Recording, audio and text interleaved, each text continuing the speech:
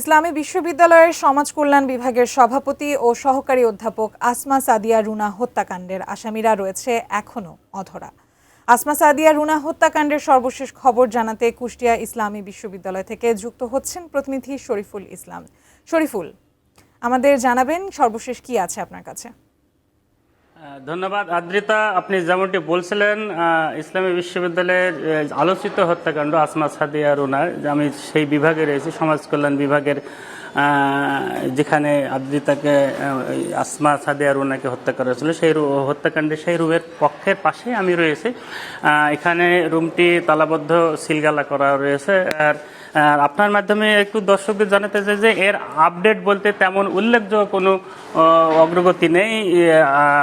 অগ্রগতির মধ্যে রয়েছে মূলত এই হত্যাকাণ্ডের মূল আসামি ফজলুর রহমান, এই একই ডিপার্টমেন্টের কর্মচারী, বিশেষ করে যাকে বদলি করা হয়েছিল রাষ্ট্রবিজ্ঞান বিভাগে, সেই কর্মচারী ফজলুর রহমানকে কিছুক্ষণ আগে আমি ইসলামী বিশ্ববিদ্যালয় থানার ওসি মাসুদ রানার সাথে কথা বলেছি। তিনি জানিয়েছেন তাকে জেলা কারাগারে নেওয়া হয়েছে এবং সেখানে চিকিৎসাধীন রয়েছেন। আর বাকি যে 3 আসামি, একই বিভাগের 2জন শিক্ষক, সহকারী অধ্যাপক বিশ্বজিৎ কুমার বিশ্বাস এবং হাবিবুর রহমান এবং আরেকজন সহকারী রেজিস্ট্রার, সেই 3জন আসামি এখনও অধরাই রয়েছে। বিশেষ করে তাদের বিষয়ে যেটা বলতে চাই যে তাদের বিষয়ে আমি মাসুদ রানা, ওসি মাসুদ রানার কাছে জানতে চেয়েছিলাম। তিনি জানিয়েছেন তাদের বিষয়ে ইমিগ্রেশনে তথ্য দেওয়া হয়েছে, তারা যেন বহির্গমন না করতে পারে। আর এর মধ্যেই বিশ্ববিদ্যালয় প্রশাসন থেকে তাদেরকে সাময়িক বরখাস্ত করা হয়েছে। আর আরেকটা আপনার মাধ্যমে জানাতে চাই যে এই বিশ্ববিদ্যালয়ের একটি তদন্ত কমিটি রয়েছে। তদন্ত কমিটির প্রধান মিজানুর রহমান, তিনি গত 29 তারিখে একটি গণবিজ্ঞপ্তি জারি করেছেন। যে গণবিজ্ঞপ্তির মধ্যে রয়েছে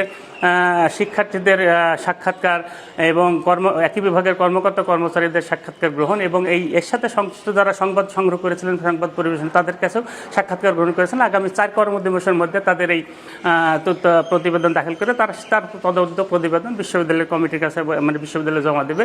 তো সব মিলিয়ে এখন পর্যন্ত আসামি যে 3জন মূল আসামি ধরা পড়লে, বাকি 3 আসামি এখনও অধরা রয়েছে।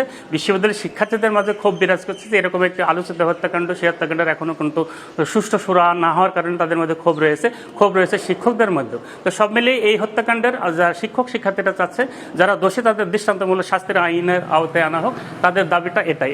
এই নিয়ে মূলত অনেক শিক্ষার্থীরা বিশ্ববিদ্যালয় ক্যাম্পাসে আন্দোলন করেছে, বিক্ষোভ করেছে, সমাবেশ করেছে। আগামীকালকেও একটি সমাবেশে প্রাক্তন ছাত্র এবং নতুন ছাত্রদের নিয়ে একটি কুষ্টিয়া মজমপুরে এই নিয়ে একটি বিক্ষোভ সমাবেশে ডাক দিয়েছে। তো এই ছিল কুষ্টিয়া ইসলামী বিশ্ববিদ্যালয় থেকে আলোচিত হত্যাকাণ্ড, আসমা সাদিয়া রুনা হত্যাকাণ্ড নিয়ে সর্বশেষ খবর।